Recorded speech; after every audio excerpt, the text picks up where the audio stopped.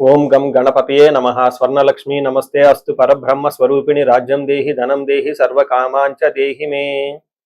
12 రాసుల వారికి లక్ష్మి స్వర్ణలక్ష్మి అమ్మవారి యొక్క కృపా కటాక్షం వలన ప్రతి ఒక్కళ్ళకి ఆత్మజ్ఞానం కలిగి ఉండాలి. తద్వారా ప్రతి నిమిషం ప్రతి సందర్భంలోనూ సంతోషంగా ఉత్సాహంగా ఉండే విధంగా అమ్మవారికి అందరినీ ఆశీర్వదించాలని, అంతేకాకుండా రాజ్యం దేహి మన అందరికీ మంచి పదవి, ఉన్నతమైన స్థితి, ఒక అధికారం, దర్పం అన్ని కలిగించాలని, దానితో పాటు స్వర్ణలక్ష్మి అమ్మవారు ప్రతి ఒక్కరికి ధన ప్రవాహాన్ని కలిగించాలని, ఫైనల్ గా సర్వకామాంచ దేహిమే మనం అనుకున్న ప్రతి కోరిక కూడాను ఇమ్మీడియట్ గా తక్షణమే అమ్మవారు మనకి నెరవేర్చాలని చెప్పేసి అమ్మవారు ప్రార్థన చేస్తూ, గణపతిని కూడా మనం చేసే ప్రతి దానిలోనూ మనకి బుద్ధి సిద్ధి, చక్కటి విజయాన్ని, ఒక మంచి వివేకాన్ని కలిగించాలని, సత్ డిసిషన్స్ మంచి నిర్ణయాలు తీసుకునే విధంగా మనకి గణపతి మనకు కృప ఉండాలని చెప్పేసి ప్రార్థన చేస్తూ, మనం ఈ రోజు టాపిక్ చూసుకుంటే సూర్యుడు వృషభ రాశి నుంచి మిథున రాశిలోకి మారుతూ ఉన్నారు. దీనిని మనకి మిథున సంక్రమణ అంటారు. అంటే ఇది 12 రోజులు ఉంటుంది ఈ సంక్రమణ. మనకి మకర సంక్రమణ, మకర రాశి ఎలానో ప్రతి నెల ఒక్కొక్క సంక్రమణ వస్తుంది. ఇప్పుడు రాబోయే సంక్రమణ మిథున సంక్రమణ అంటారు. ఇది 30 రోజులు ఉంటుంది. 15వ తారీఖు జూన్ నుంచి జూలై 15 వరకు ఉంటుంది. ఈ 15 రోజులు సూర్యుడు మిథున రాశిలో ఉండటం వలన ఏం జరుగుతుంది 12 రాశుల వారికి అని తెలుసుకున్నాం. అయితే ముఖ్యంగా సూర్యుడు మారటం వల్ల సూర్యుడు ఎలాంటి విషయాల్లో మనకి ప్రభావాన్ని చూపిస్తాడని తెలుసుకుందాం. సూర్యుడు వచ్చేటప్పటికి ముఖ్యంగా 8 రకాలైన అంశాలపైన ప్రభావాన్ని చూపుతూ ఉంటారు. అందరూ బాగా గుర్తుపెట్టుకోవాల్సింది ఏంటంటే సూర్యుడు ఆత్మకారక అంటారు. అంటే మనకి సెల్ఫ్ కాన్ఫిడెన్స్, మనకి కావాలన్న స్ట్రెంగ్త్, సోల్, ఆత్మబలం ఉండాలి కానీ సూర్యుడు చక్కగా ఉండాలి. కాబట్టి సూర్యుడు ఆత్మకారకుడు. అలానే రాజ్యకారకుడు. ఒక పదవి రావాలన్నా, గవర్నమెంట్ అథారిటీ, అడ్మినిస్ట్రేషన్ పవర్, వీటన్నీ రావాలన్నా కానీ సూర్యుడు మనకి స్ట్రాంగ్ గా ఉండాలి. అలానే పితృకారకుడు, father related elders, mentors, boss, వీళ్ళందరినీ కూడా మనకి సూర్యుడే రిప్రజెంటేషన్ చేస్తూ ఉంటారు. యశస్సు, కీర్తి ప్రతిష్టలు, గుర్తింపు. కొంతమందికి గుర్తింపు ఉంటుంది ఏ పని చేసినా, కొంతమందికి ఏ పని చేసినా గుర్తింపు అనేది ఉండదు. ఈ గుర్తింపు లేకపోవడం కూడా కారణం కూడా సూర్యుడు వాళ్ళ జాతకంలో సరిగ్గా లేకపోవడం అని గమనించుకోవాలి. పదవి, అధికారం అంటే మీకు ఒక స్టేటస్, అంటే ఒక లేబుల్, మేనేజర్ నుంచి హైయర్ మేనేజర్, వైస్ ప్రెసిడెంట్, ఇలా ఒక్కొక్క లెవెల్ బై లెవెల్ ఎదుగుతూ ఉంటారు. అలాంటి పదవి, పొజిషన్ మీకు రావడానికి కూడా కారణం సూర్యుడు అని తెలుసుకోవాలి. అంతేకాకుండా అధికారం, పవర్, లీడర్షిప్, కమాండింగ్ పవర్. మీరు ఒక పని చెప్తే ఎదుటి వాళ్ళు చేయగల సామర్థ్యం అంతా కూడాను సూర్యుడు మెట్టే మీ జాతకంలో డిసైడ్ అవుతూ ఉంటుంది. తేజస్సు, ఆరోగ్యం, మంచి గ్లోరీ ఉంటుంది, మీకు ఎనర్జీ ఉండాలి, బ్రిలియన్స్, చాలా చక్కగా మీ ఫేస్ అంతా ఎప్పుడు కలగా ఉత్సాహంగా ఉండాలి. దానికి కూడా కారకుడు సూర్యుడు. ముఖ్యంగా లాస్ట్ లో ఆరోగ్య ప్రదాత, సూర్యుడిని ఆరోగ్యం ఇచ్చే వాళ్ళు అంటారు. ఎవరి జాతకంలో అయితే సూర్యుడు సరిగా ఉండరో వాళ్ళకి అనారోగ్యంతో బాధపడుతూ ఉంటారు. ఎవరికైతే సూర్యుడు చాలా జాగ్రత్తగా ఉచ్చ స్థానంలో ఉంటారో చక్కగా వాళ్ళకి హెల్తీగా ఉంటారు, ఫిజికల్ గా చాలా స్ట్రాంగ్ గా ఉంటారు, ఒక పవర్ వాళ్ళలో ఉంటుంది అని తెలుసుకోవాలి. ఇలా 8 రకాలైన ముఖ్యమైన కారకాలు ప్రతి ఒక్కళ్ళ జీవితంలో సూర్యుడు అనేది ప్రభావాన్ని చూపిస్తూ ఉంటారు. అయితే ఈ సూర్యుడు మిథున రాశిలో ఉండటం వల్ల ఇప్పటి వరకు మనం చెప్పుకున్న విషయాల్లో కొందరికి అనుకూలంగా ఉంటుంది, కొందరికి ప్రతికూలంగా ఉంటుంది. ఏ రాశుల వాళ్ళకి అనుకూలంగా ఉంటుంది, ఏ రాశుల వాళ్ళకి ప్రతికూలంగా ఉంటుందో మనం చూద్దాం. కర్కాటక రాశి చూస్తే కర్కాటక రాశి వాళ్ళు సూర్యుడు 12వ స్థానంలో ఉన్నాడు. సూర్యుడు 12వ స్థానంలో ఉంటే అంత యోగ్యతనివ్వదు. చాలా మందికి జాబులు పోయే అవకాశం ఎక్కువగా ఉంటుంది, గమనించుకోవాలి.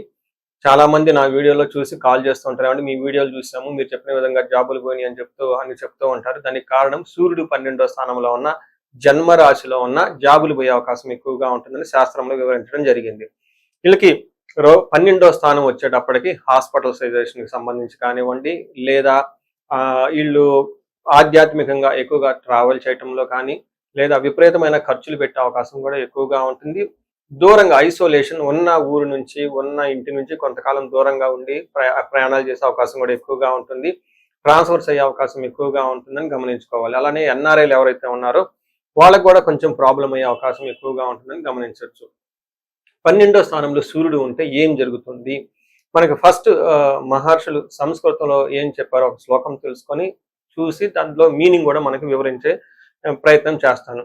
మనకి ఇందులో ఏం చెప్తారంటే శ్లోకంలో స్వస్థాన నాశనం చైవ బంధురోగ ధన వ్యయ ప్రాణ పర్యంతం మాపత్తిం అవమానం రవే వ్యయస్థానం అంటే 11వ స్థానంలో కనుక సూర్యుడు ఉంటే ఏమవుతుందంట, స్వస్థాన నాశనం చైవ, ఉన్న పదవిని పోగొట్టుకుంటారు.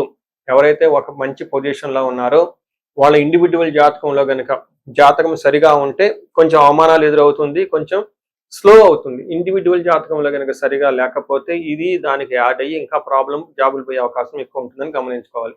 స్థాన నాశనం, ఉన్న పదవి నుంచి కోల్పోయే అవకాశం ఉంటుంది తెలుసుకోవాలి. ఇంకా రాజకీయ నాయకులు కానివ్వండి, పోలీస్ డిపార్ట్మెంట్లో ఉన్న వాళ్ళు కానివ్వండి, లేదంటే గవర్నమెంట్ అఫీషియల్స్ ఎవరున్నా, ఈవెన్ ఎన్ఆర్ఐలు, ఒక మేనేజర్ లెవెల్ పొజిషన్స్లో ఎవరైతే ఉంటారో, మిడ్ లెవెల్ పొజిషన్లో ఎవరైతే ఉంటారో, టీమ్ లీడర్ ఎవరైతే ఉంటారో వాళ్ళకి విపరీతంగా ప్రెషర్ వచ్చే అవకాశం ఉంటుందని గమనించుకోవచ్చు. ఎవరైతే ఆన్ పే స్కూల్లో ట్రైనీగా ఉంటూ ఉంటారో కొంతమంది, అలాంటి వాళ్ళు కూడా ఇబ్బందులు పడే అవకాశం ఎక్కువగా ఉంటుంది. డాక్యుమెంటేషన్ వెరిఫికేషన్స్లో కానివ్వండి, బాస్ ద్వారా కానీ చాలా ప్రాబ్లం వచ్చే అవకాశం ఉంటుందని గమనించుకోవచ్చు. అంతేకాకుండా వీళ్ళకి బంధు రోగ ధన వ్యయం, బంధువుల వలన అలానే రోగాల వలన ధనం వ్యయం ఖర్చు అవసరం ఉంటుంది. మీ బంధువుల్లో ఎవరికో ధనం అవసరం అవుతుంది, మీరు వాళ్ళకి హెల్ప్ చేయాలనే ఉద్దేశంతో ముందుకెళ్తారు. ఆ తర్వాత వాళ్ళకి మీకు వచ్చే అవకాశం చాలా తక్కువగా ఉంటుంది. అలానే రోగాల వలన కూడా ధనం ఖర్చు అయ్యే అవకాశం ఉంటుంది. హాస్పిటలైజేషన్కి వెళ్ళటం, అక్కడ విపరీతమైన మందులు, వాటికి ఈ స్కానింగ్ రిపోర్ట్లని, అవని ఇవన్నీ మెడిసిన్ అని విపరీతంగా ధనం ఖర్చు పెట్టాల్సిన అవసరం ఎక్కువగా ఉంటుంది. అంతేకాకుండా ప్రాణ పర్యంతం ఆపత్తిం, మాపత్తిం అంటే ప్రాణాలు పోయే అంత విధంగా ఆపత్తులు ఉంటాయి, తర్వాత ఇబ్బందులు ఉంటాయి అని గమనించుకోవాలి. వీటితో పాటుగా అవమానం, విపరీతమైన అవమానం జరిగే అవకాశం ఉంటుంది. మిత్రవైరం, జ్వరాలు, విచారం వీటితో పాటుగా ఉంటుంది. చూసుకుంటే 12వ స్థానంలో సూర్యుడు ఉండటం వల్ల కొంచెం ఇబ్బందికర పరిస్థితులు ఉంటాయని గమనించుకోవచ్చు. అయితే ఇందులో కొంచెం పాజిటివ్ సైడ్లో కూడా సూర్యుడు వీళ్ళకి 6వ స్థానంలో చూడటం వల్ల, 6వ స్థానంలో సూర్యుడు చూడటం వల్ల మీ యొక్క ధైర్యము, రిస్క్ టేకింగ్ ఎబిలిటీస్, మీలో కరిష్మా చాలా చక్కగా ఉంటుంది. శత్రువులు ఎవరైనా వచ్చినా కానీ మిమ్మల్ని అయితే ఏమీ చేయలేరు, వాళ్ళు అంతే వెళ్ళిపోతూ ఉంటారు. అలానే ఈ హెల్త్‌కి సంబంధించిన వ్యవహారాలు కూడా చాలా స్ట్రాంగ్‌గా ఉంటారు. సో, హెల్త్‌కి సంబంధించిన విషయాల్లో స్ట్రాంగ్‌గా ఉంటారు. శత్రువులైతే మిమ్మల్ని ఇబ్బంది పెట్టాలని చూస్తారే కానీ మిమ్మల్ని అయితే ఏమీ చేయలేరని గమనించుకోవాలి. సో, చూసారు కదండీ! ఈ రాశి వాళ్ళకి 12వ స్థానంలో సూర్యుడు ఉండటం వల్ల కొంచెం ప్రతికూలమైన పరిస్థితులు, ఇబ్బంది పడే పరిస్థితులు ఎక్కువ ఉన్నాయని గమనించుకోండి. చక్కగా పరిష్కారాలు చూపించుకోవటం, పరిహారాలు చేసుకోవటం ఎంతైనా అవసరం. మీరు చేసుకునే పరిహారాలు కొన్ని ఉంటాయి. కొన్ని వచ్చేటప్పటికి బ్రాహ్మణ పండితులతో చేపించుకోవటం చాలా ముఖ్యం. కొన్ని క్షేత్ర దర్శనాలు కూడా చేసుకోవటం చాలా చాలా ఇంపార్టెంట్. ముందు ముఖ్యంగా మీ వంత సెల్ఫ్ రెమెడీస్ అంటారు, మీరంతా స్వయంగా చేసుకునే పరిహారాలు కొన్ని ఉంటాయి. అందులో ముఖ్యంగా చూసుకుంటే సూర్య నమస్కారాలు చేయడం చాలా ఇంపార్టెంట్. సూర్య అష్టకం చదవటము లేదా ఆదిత్య హృదయ స్తోత్రం చదవటం కూడా చాలా ఇంపార్టెంట్. ఎప్పుడైతే ఆదిత్య హృదయ స్తోత్రము, హనుమాన్ కార్యసిద్ధి మంత్ర రెండు కలిపి కనుక చదువుగలిగితే ఇంకా చాలా మంచి రిజల్ట్ ఉంటుంది. సో ఇక్కడ ఆదిత్య హృదయ స్తోత్రంతో పాటు హనుమాన్ చాలీసా కానీ, హనుమాన్ కార్యసిద్ధి మంత్రం కానీ చదువుకుంటే ఇంకా చక్కటి మంచి రిజల్ట్ వస్తుంది. సో ఇవన్నీ మీరు చేసుకునే మీ వరకు మీరు చేసుకోవచ్చు. ఇంకా టెంపుల్స్కి వెళ్ళేసి అక్కడ నవగ్రహాల చుట్టూ తిరిగి గోధుమలు గనక దానం చేయగలిగితే, సద్బ్రాహ్మణులకి, సత్పురుషులకి చేయగలిగితే ఇంకా మీకు చక్కటి మంచి రిజల్ట్ వస్తుందని గమనించుకోవాలి.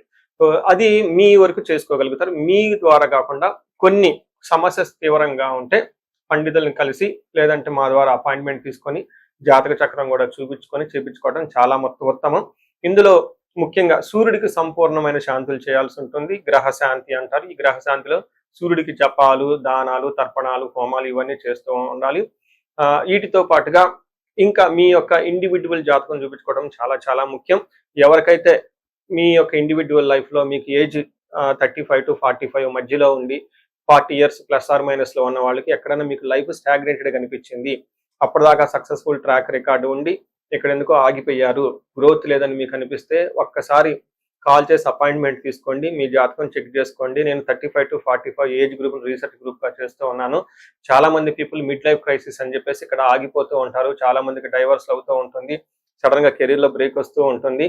సో ఈ మిడ్ లైఫ్ క్రైసిస్ ని మన ఆస్ట్రాలజీ, వేదిక్ ఆస్ట్రాలజీ ఎలా డీల్ చేస్తుంది, దాంట్లో ఏమేమి ఉంటాయి అని చెప్పి తెలుసుకోవచ్చు. ముఖ్యంగా జ్యోతిష శాస్త్రం ప్రకారం గ్రహ శాంతులు అని ఉంటాయి, గ్రహ దోషాలు అని ఉంటుంది. మీ యొక్క దశలు తెలుసుకొని వీటిల్లో ఏదైనా ఒక గ్రహం దోషం ఉండటం అయితే మీరు స్టాగ్నెంటెడ్ అయిపోతారు. దాన్ని ఎలా బయటకు రావాలని పరిహారాలు తెలుసుకోవాలి. వీటితో పాటుగా మీకు ఏమైనా శాపాలు ఉంటే, పితృశాపం, కాలసర్ప దోషము, ఇలా మాతృశాపం, స్త్రీ శాపం, ఏమైనా యాక్టివ్గా శాపాలు ఉన్నాయా, ఈ శాపాలు ఉండటం వల్ల కూడాను మీరు లైఫ్లో గ్రోత్ లేకుండా ఆగిపోయే అవకాశం ఉంటుంది. సో ఎవరికైనా సరే ఎలాంటి ప్రాబ్లం ఉన్నా ధనానికి ఇబ్బంది పడిపోతూ ఉంటే స్వర్ణలక్ష్మి విశేష హోమం చేయించుకోండి. మీకు వీసా స్టాంపింగ్, H1B, లైక్ ఉద్యోగంలో ఎక్కడన్నా బ్రేకులు వచ్చి ఆగిపోతూ ఉన్నా, ఆ ఫైనల్ రౌండ్ దాకా వచ్చి మధ్యలో ఎక్కడన్నా ఆగిపోయినా కానీ మీకు ఇలాంటి వాళ్ళకు కూడాను మన్యు పాశుపత అభిషేకము, రుద్రాభిషేకం చేయించుకోవడం చాలా చాలా ఇంపార్టెంట్. భార్యాభర్తల మధ్య గొడవలకు అన్యోన్య దాంపత్య పాశుపతం చేయించుకోవటం, ఎవరికైనా సర్పాలు, కాలసర్ప దోషాలు, మహాకాలసర్ప దోషాలు అంటే కాలసర్ప దోష నివారణ పూజలు, పితృదోష నివారణ పూజలు మీ యొక్క జాతకం చూసుకొని ఇవన్నీ చేసుకోవటం వల్ల జీవితంలో 10 రెట్లు ఖచ్చితంగా వెళ్ళే అవకాశం ఎక్కువగా ఉంటుందని గమనించుకోవాలి. మీ అందరికి అష్టైశ్వర్యాలు కలగాలని, భోగభాగ్యాలు కలగాలని చెప్పేసి కోరుకుంటున్నాను. నమస్తే.